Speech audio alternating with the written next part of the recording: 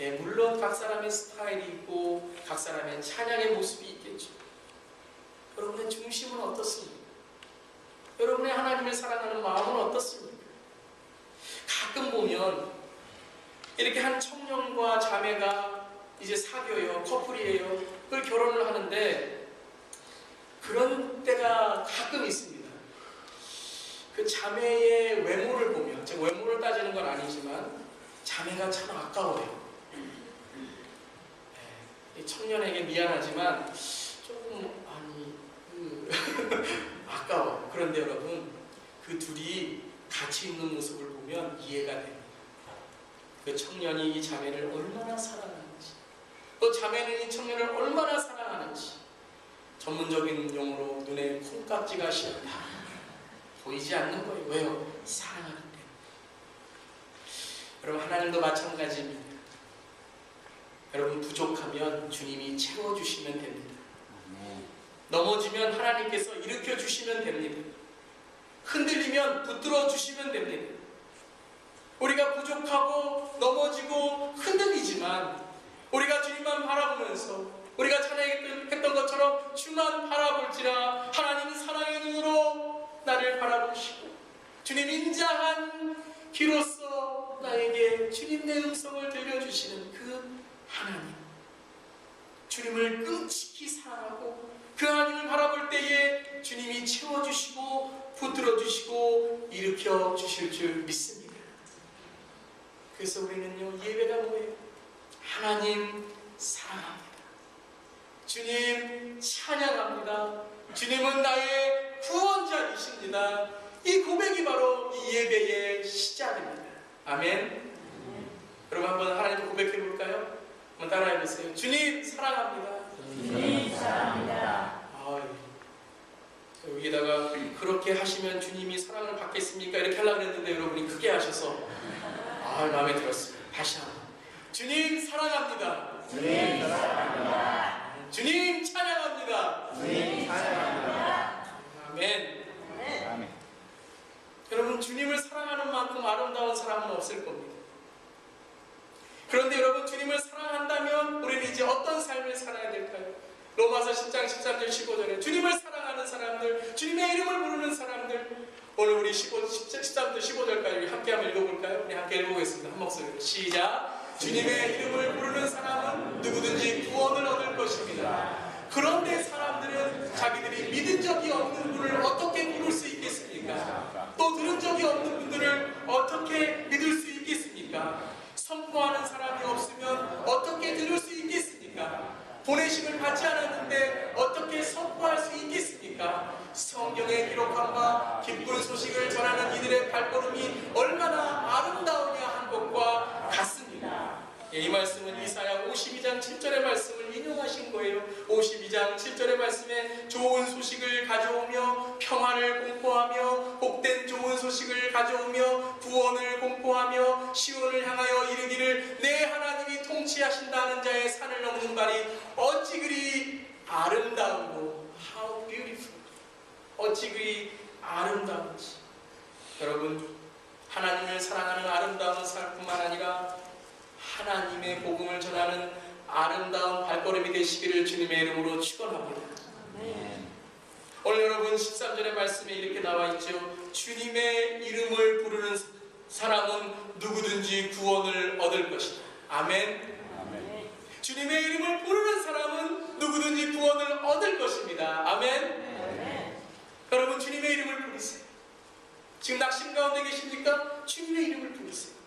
문제 가운데 계십니까? 주님의 이름을 부르세요.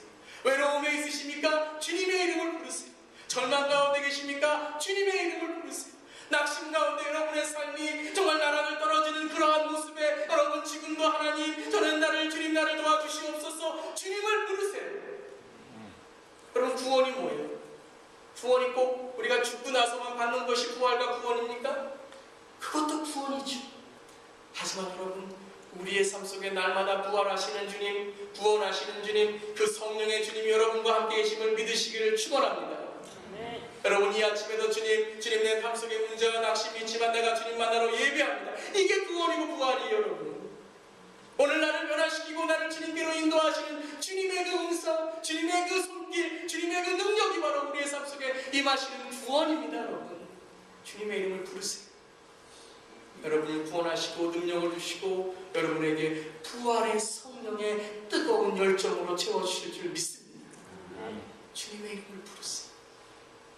근데 여러분, 우리는 주님의 이름을 부를 수 있는 이 특권과 정말 이 축복이 있어요. 근데 오늘 말씀에 뭐라 그러세요? 그런데 사람들은 자기들이 믿은 적이 없는 분을 어떻게 부를 수 있습니까? 들은 적이 없는 분을 어떻게 믿을 수 있겠습니까? 선포하는 사람이 없으면 어떻게 들을 수 있겠습니까? 여러분, 나는 아는데 모르는 사람 어떻게 들을 수 있고 어떻게 믿을 수 있고 어떻게 그들이 하나님의 이름을 알 수 있겠습니까? 어떻게 알아요? 전해야죠. 전해야죠.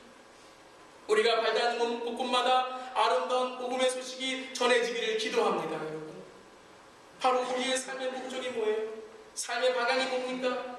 우리의 부르심이 무엇입니까? 바로 복음을 전하는 삶이죠.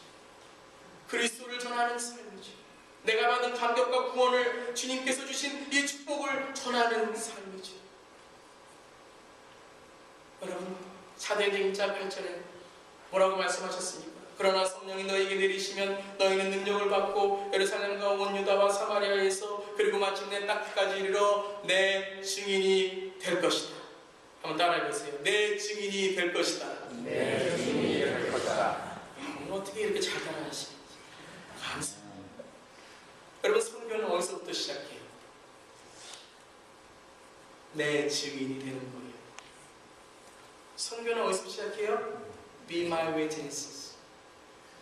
여러분 잘 보세요. 선교해라, 전도해라 하지 않으셨어요? 뭐라고 하셨어요? 내 증인이 되라 하셨어요. 성령이 임하면 증인이 돼요. 능력이 임하면 증인이 돼요. 선교의 시작은 내가 증인이 될 때 시작되는 거예요. 여러분, 가끔 맛있는 음식만 먹어도 그 식당을 선전해요. 빨리 거기 가서 먹어야 돼. 얼마나 맛있어. 음식 하나만 맛있어도 우리가 그 음식을 전하려고 노력해요. 식당에 데려가려고 노력해요. 근데 우리가 구원받은 영생의 감격이 있는데 이것을 어떻게 한다고요? 증거해야 된다는 거예요. 증거해야 됩니다. 오늘 여러분, 예루살렘과 온 유다와 사마리아 땅까지 이스라엘 지도를 가만히 보면 그 영역이 점점 넓혀지는 것을 우리가 봅니다.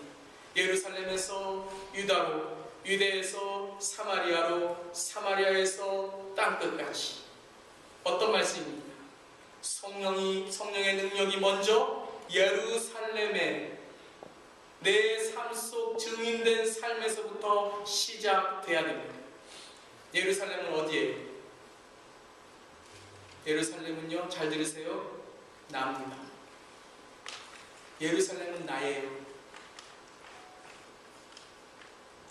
여러분, 지금 여러분의 삶 속에 정말 하나님의 구원의 감격이 있습니까? 우리가 전해야 되는 이 그리스도의 사랑이 여러분의 삶 속에 있습니까? 여러분의 신앙생활 한번 돌아보세요. 말씀생활 한번 돌아보세요. 기도생활 한번 돌아보세요. 전도생활 한번 돌아보세요. 여러분, 예루살렘은 다른 것이 아니라 내 중심으로부터 예루살렘이 시작되는 거예요. 내 자신이 예루살렘에 성령이 임하지 않으면 전도하지 못해요. 선교하지 못해요. 내 자신에게 복음이 임하지 않으면, 성령이 내 자신에게 임하지 않으면 여러분, 예루살렘 온 유다와 사마리아까지 가지 못하는 거예요. 아, 그렇구나. 전도가 왜 힘든지 이제 안 거예요. 내 안에 뜨거움이 없어서, 내 안에 성령의 경험이 없고 체험이 없으니까 힘든 거죠. 여러분, 건강한 신앙인이 되시기를 먼저 축원합니다. 아멘. 건강한 신앙인이 돼야 돼요. 내 자신이 건강한 영성과 건강한 체력을 가지고 있어야 여러분, 그때부터 선교가 되는 거예요. 여러분, 목사가 성도들에게 가장 중요한 게 무엇입니까? 설교 잘 전하는 것, 목회 잘하는 거지만 어떻게 목회 잘하고 설교 잘할 수 있고 어떻게 제가 여기서 이렇게 말씀을 전할 수 있습니까? 건강해야죠. 목사가 건강